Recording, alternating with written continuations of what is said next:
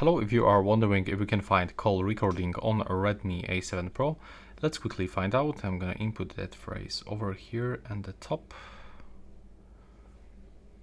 Call recording or call records. We can find call synchronization, call for help, forwarding, waiting, notifications, borrowing, caller ID, incoming call settings, and nothing is here in the settings, but we can also check this by going into the sound recorder setting, because sometimes we can find calls. Okay, so we can find a tab for calls, but what I know, I was already trying to do this, but for me it is actually not working. So as you can see, we can find calls tab, but for me it's not working. So please let me know in the comments how it actually looks in your case.